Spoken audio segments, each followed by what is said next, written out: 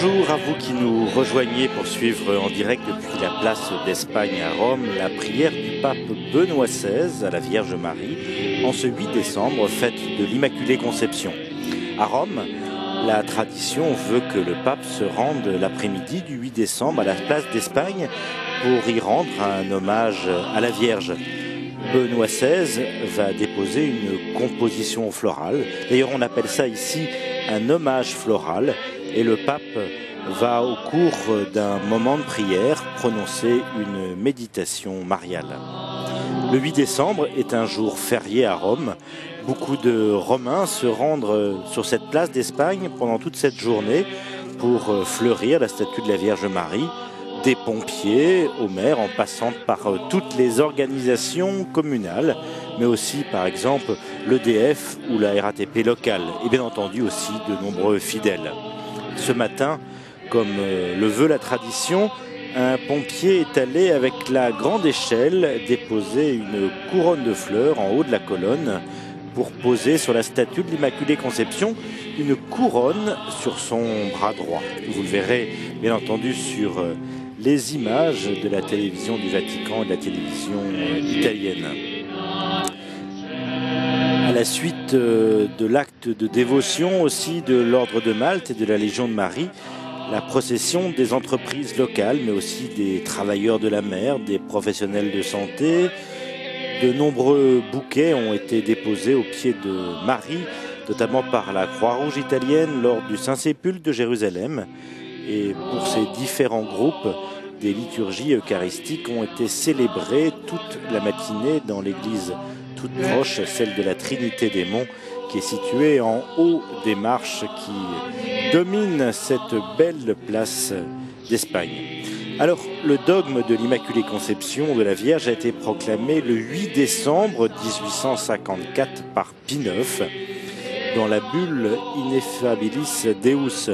C'est aussi Pie IX qui décida dès 1857, c'est-à-dire 3 ans après le dogme, d'ériger place d'Espagne une colonne portant une statue en bronze de l'Immaculée Conception. Elle est située devant l'ambassade, près le Saint-Siège de la péninsule ibérique et l'imposant siège de la Congrégation pour l'évangélisation des peuples.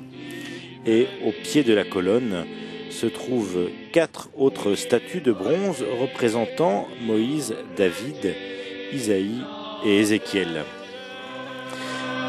Le pape Pie XII fut le premier pape à envoyer des fleurs place d'Espagne lors de cette fête de l'Immaculée Conception.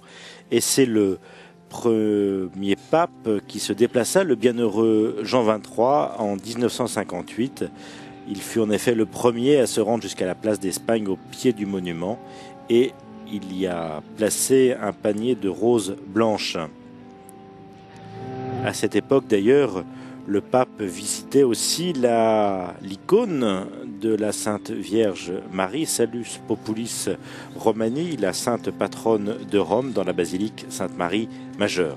Cette pratique a été poursuivie par les papes Paul VI et Jean-Paul II, et le pape Benoît XVI, lui aussi, continua cette tradition avec un moment de prière, et c'est une véritable expression de la dévotion populaire.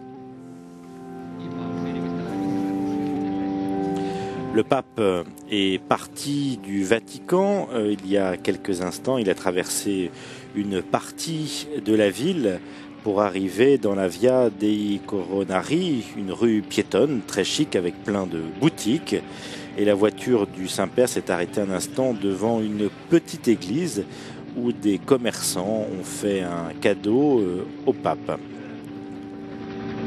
Le Saint-Père a repris sa voiture et va maintenant arrivé place d'Espagne, où il va être accueilli par le cardinal vicaire du diocèse de Rome, c'est-à-dire son bras droit, celui qui gère au nom du pape et sous les conseils du pape le diocèse de Rome, le cardinal Vallini. Et puis il y aura aussi le maire de Rome, Gianni Alemanno, et quelques autorités dont l'ambassadeur d'Espagne, puisque je vous disais que l'ambassade d'Espagne est située sur cette fameuse place d'Espagne. Alors, Pourquoi ce nom place d'Espagne? Parce que c'est une des places de Rome qui doit son nom au fait qu'elle fut pendant longtemps considérée comme un territoire espagnol.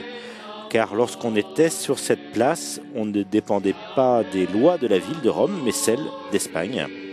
La France a aussi possédé cette place, ainsi l'église de la Trinité des Monts, qui est située en haut des escaliers qui sont souvent fleuris. Cette église de la Trinité des Monts fut construite par ordre du roi de France Louis XIII, et cette église appartient toujours à la France. C'est l'un des pieux établissements de la France à Rome et à Lorette. On aperçoit maintenant le pape qui arrive par cette fameuse rue en papamobile.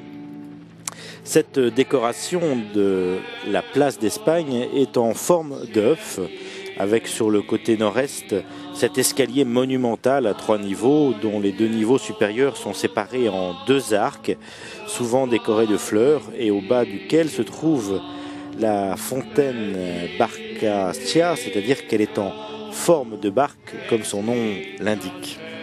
À l'extrémité sud se trouve le palais de la Propaganda Fide, c'est-à-dire la propagation de la foi, où notamment il y a le siège de la congrégation pour l'évangélisation des peuples, c'est-à-dire tous les évêques et les prêtres et les laïcs qui s'occupent notamment des pays en voie de mission.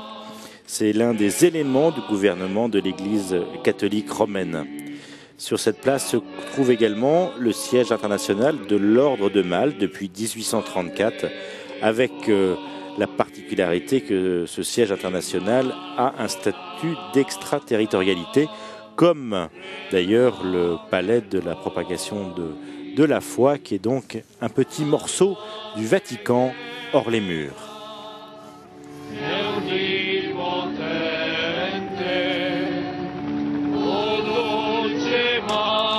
Alors cet hommage du 8 décembre est dû notamment à l'Académie pontificale de l'Immaculée. Et cette académie est née en 1835 comme un cercle de jeunes d'études et de piété en l'honneur de la Vierge Marie Immaculée, et parmi des étudiants du séminaire romain et de l'université grégorienne. Elle fut déclarée pontificale en 1864. Et ce sont les membres de cette Académie pontificale de l'Immaculée qui organisent donc cette cérémonie, alors que le pape arrive maintenant en place d'Espagne et l'on voit à côté de lui son fidèle secrétaire. Alors, ce moment de prière va se dérouler sous la forme d'une petite célébration avec un moment où nous entendrons la lecture de la parole et un commentaire du pape Benoît XVI consacré à l'Immaculée Conception. Cette fête est très populaire et on voit ici de nombreux Romains avec notamment des malades qui sont présents ici, et on ne peut pas oublier, en voyant cette présence des malades, le lien de cette fête avec la ville de Lourdes, où 4 ans après la proclamation du dogme, le 25 mars 1858, la Dame Blanche qui apparaissait à la jeune Bernadette Soubirous dans la grotte de Massabielle se présentait en lui déclarant en patois lourdais « Je suis l'Immaculée Conception ».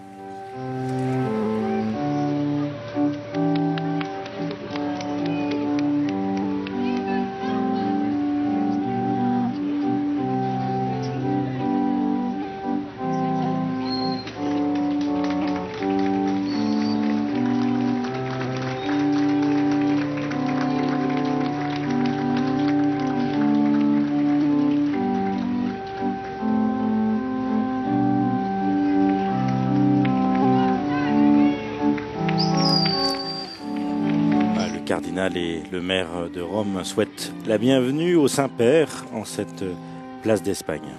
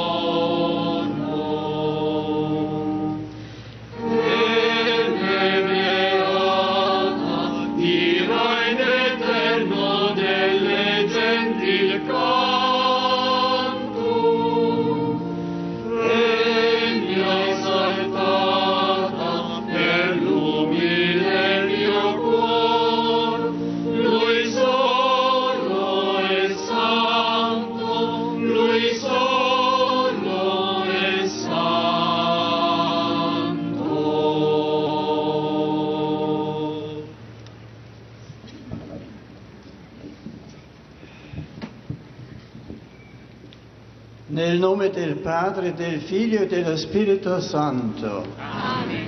La grazia del Signore Gesù Cristo, nato dalla Vergine Maria, l'amore di Dio Padre e la comunione dello Spirito Santo sia con tutti voi. E con il tuo spirito.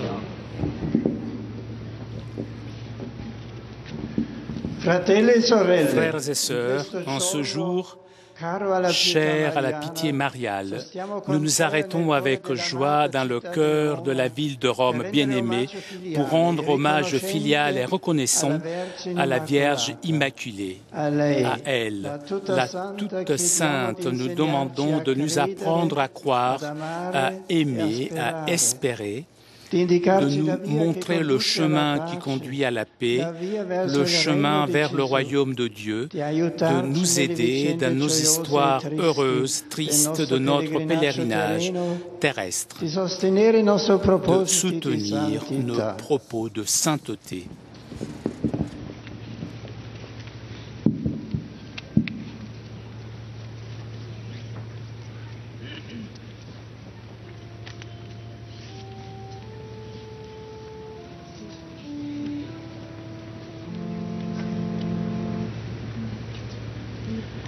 Santa Maria, Madre di Dio, prega per noi. Sainte Marie, Mère de Dieu, Temple de l'Esprit Saint, vous qui avez accueilli la parole, vous qui avez donné la vie au monde, vous qui avez montré Jésus au roi mage, vous qui avez honoré la table de Cana, vous qui avez collaboré à l'œuvre du salut, priez pour nous.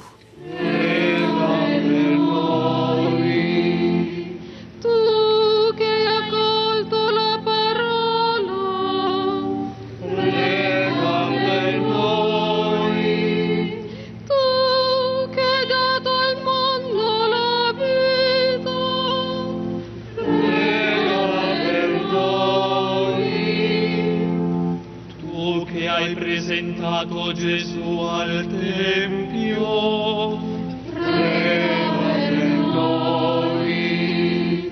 Tu che hai mostrato Gesù ai magi, prega per noi.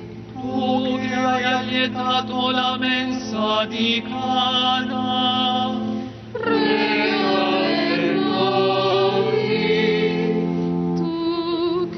Collaborato all'opera della salvezza, prega per noi.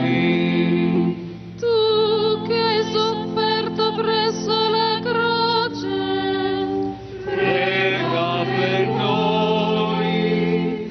tu che hai implorato il dono dello Spirito, Prega per noi. Membro eminente della Chiesa, prega per noi. Immagine della Chiesa, prega per noi. Madre della Chiesa, prega per noi.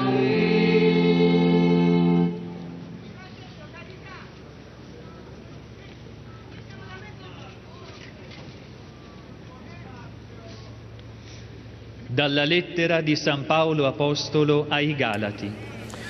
De la lettre aux Galates. Quando venne la Lorsque pienezza les del temps furent tempo, accomplis, Dieu a envoyé son Fils. Il est né d'une femme. nato Il a sotto été la sous legge, la domination de la loi de Moïse pour racheter ceux qui étaient sous la domination de la loi et pour faire de nous ses fils. Et voici la preuve que vous êtes des fils. Envoyé par Dieu, l'Esprit de son Fils est dans nos cœurs et il crie vers le Père en l'appelant Abba, Père. Ainsi, tu n'es plus esclave, mais fils, et comme fils, tu es héritier par la grâce de Dieu.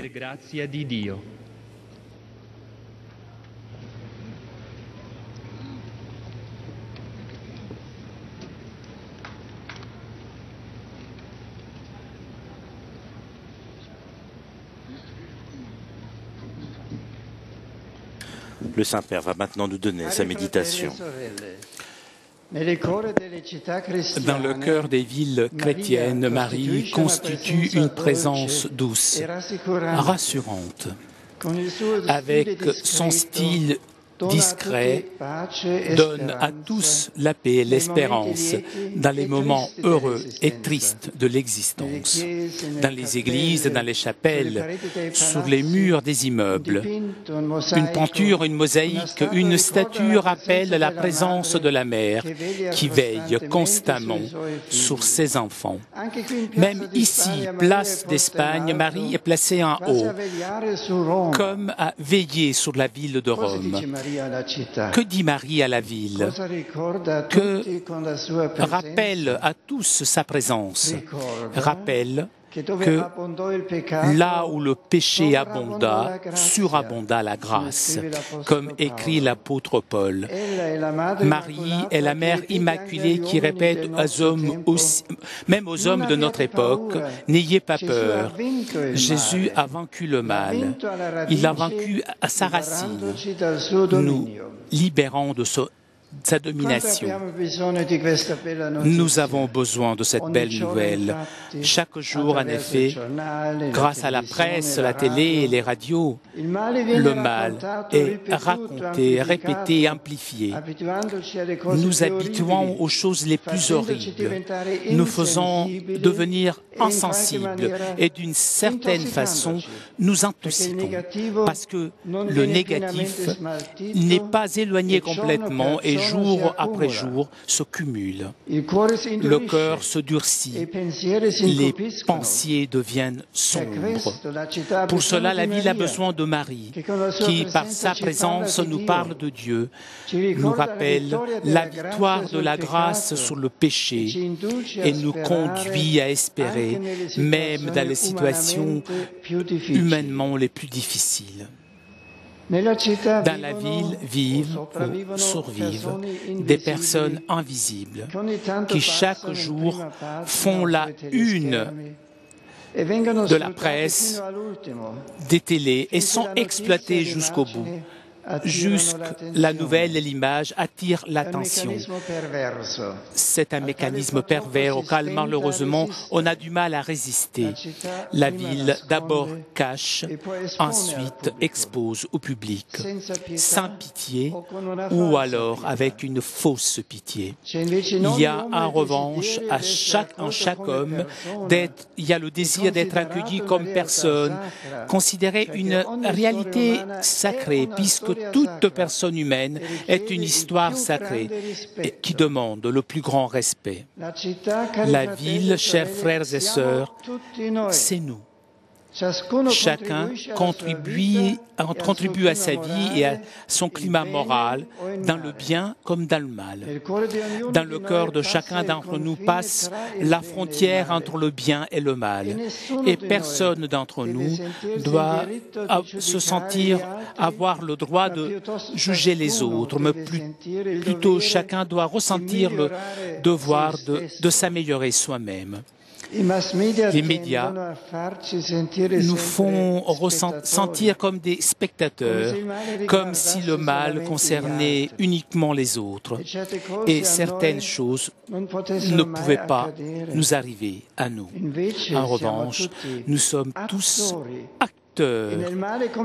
Dans le bien comme dans le mal, notre comportement a des influences sur les autres. Souvent, nous nous plaignons de la pollution de l'air, qui en certains lieux de la ville est réellement irrespirable. C'est vrai, il faut l'engagement de tous pour rendre la ville plus propre. Mais toutefois, il y a une autre pollution, peut-être moins, dont on se rend compte moins, mais tout aussi dangereuse. C'est la pollution de l'esprit. C'est cette pollution qui rend à rendre nos visages moins souriants, plus sombres, qui nous conduit à ne pas nous saluer entre nous, à ne pas nous regarder dans les yeux. La ville est faite de visages, mais malheureusement, les dynamiques collectives peuvent nous faire égarer la perception de leur profondeur. Nous voyons tout superficiellement. Les personnes deviennent des corps, et ces corps perdent leur âme, deviennent des choses, des objets sans visage, interchangeables, consommables. Marie Immaculée nous aide à redécouvrir, défendre la profondeur des personnes, parce qu'en elle, il y a la transparence parfaite de l'âme et du corps. C'est la pureté en personne, dans le sens que esprit, âme et corps sont en elle pleinement cohérents entre eux et avec la volonté de Dieu. La Vierge nous apprend à nous ouvrir à l'action de Dieu pour regarder les autres comme lui les regarde en partant du cœur, à les regarder avec miséricorde, avec amour, avec une tendresse infinie, surtout les plus seuls, les méprisés, les exploités. Là où le péché abonda, la grâce surabonda. Je veux rendre hommage à tous ceux qui, en silence, et pas avec des mots, mais avec des faits, s'efforcent de pratiquer cette loi évangélique de l'amour qui fait avancer le monde. Il y en a beaucoup, même ici à Rome, et rarement on parle d'eux, des hommes et des femmes de tout âge qui ont compris qu'il ne sert pas de condamner, de se plaindre, mais il est plus important de répondre bien au mal par le bien. Voilà ce qui change les choses. Au mieux change les personnes et par conséquent améliore la société. Chers amis de Rome et vous tous qui vivez dans cette ville, alors que nous sommes pris dans nos activités quotidiennes, écoutons la voix de Marie, écoutons son appel silencieux mais pressant. Elle dit à chacun d'entre nous, là où le péché a abondé, puisse surabonder la grâce, en partant justement de ton cœur et de ta ville. Et la ville sera encore plus belle, plus chrétienne, plus humaine. Merci, Mère Sainte, de ton message d'espérance. Merci de ton éloquente présence dans le cœur de notre ville. Vierge Immaculée, Salus Populi Romani, prie pour nous.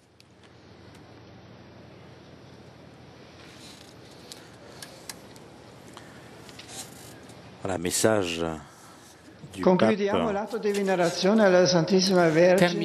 de vénération à la Vierge Immaculée, élevons nos louanges au Père, au Fils et au Saint-Esprit, puisque dans le Christ, le nouvel Adam et à Marie, nouvelle Ève, est apparu enfin l'Église, primeur de l'humanité rachetée, et toute la création a repris sa marche vers la Pâque éternelle.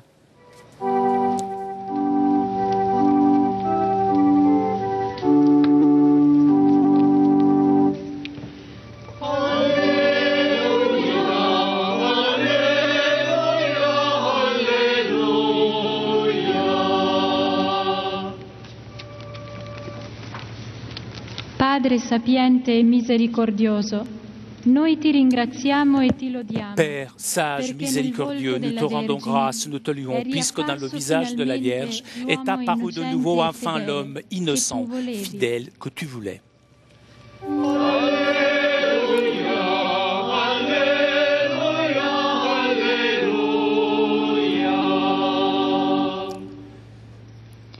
Cristo Rédempteur, noi ti ringraziamo e ti lodiamo, perché nella madre tua ta mère, tu nous donnes, par ta mère, donne le modèle de la collaboration parfaite avec toi au dessein du Père pour le salut de l'homme. Alléluia, Alléluia, Alléluia.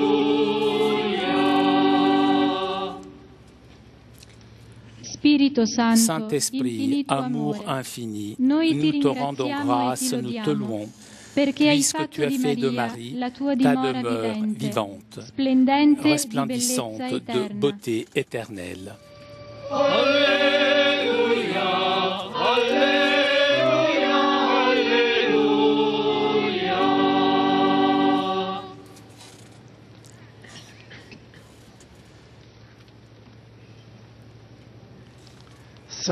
Que monte vers toi, Père, et te Fils, et toi, Saint-Esprit, unique et saint Seigneur, la louange, la gloire et l'honneur dans la Sainte Église, aujourd'hui et dans les siècles éternels.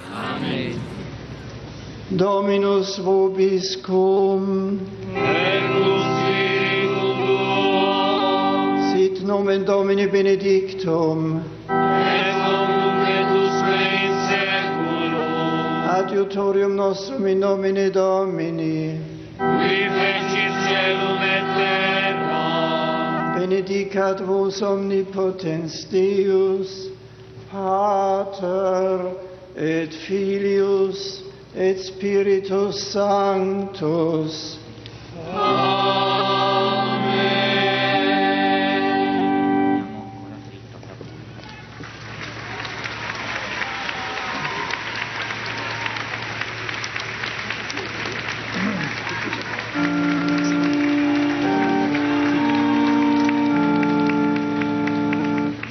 Ota pulcra es Maria, ota pulcra es Maria, et macula originalis non est in te, et macula originalis non est in te, tu gloria Ierusalem, benedictia Israel, honorificentia populi nostri, advocata peccatorum, o Maria,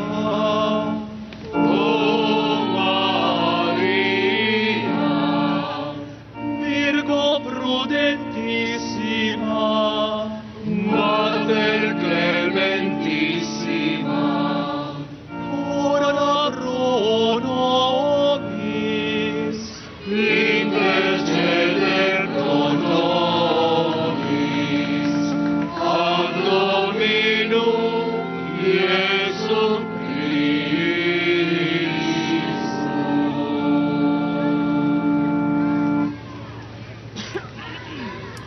Et c'est avec ce chant à la Vierge, toi toute belle, que s'achève cette cérémonie d'hommage à la Vierge. Les mots du pape importants sur le discernement face aux médias, aux journaux, à la télévision et à la radio qui nous parle du mal répété, amplifié en nous habituant aux choses les plus horribles et en nous faisant devenir insensibles et d'une certaine manière en nous intoxiquant parce que ce qui est négatif n'est jamais pleinement digéré et jour après jour s'accumule. Notre cœur s'endurcit et nos prières s'assombrissent. C'est pour ça que la ville a besoin de Marie qui nous parle de Dieu avec sa présence et qui nous rappelle la victoire de la grâce sur le péché et nous invite à espérer, y compris dans les situations les plus difficiles humainement.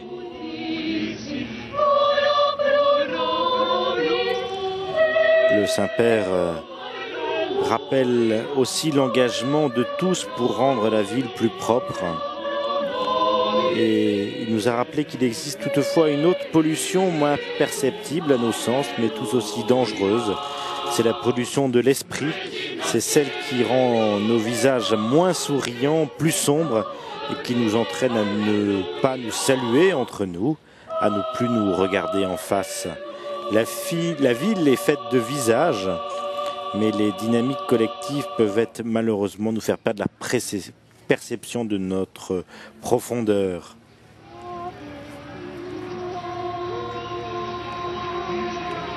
Le pape rend publiquement hommage à tous ceux qui, en silence, pas en parole, mais dans les faits, s'efforcent de pratiquer cette loi évangélique qui fait avancer le monde.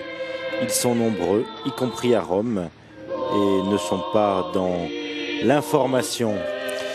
Voilà, alors que vous avez vu que la nuit tombe sur cette ville de Rome, où les parapluies aussi ont été sortis, ouverts pour se protéger de la pluie, et bien que le pape quitte cette place d'Espagne, et nous aussi nous allons rendre l'antenne en remerciant les équipes de la télévision du Vatican, de la télévision italienne, des équipes de KTO à Paris.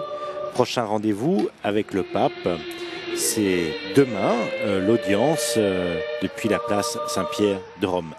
Merci de votre fidélité, à très bientôt, au revoir.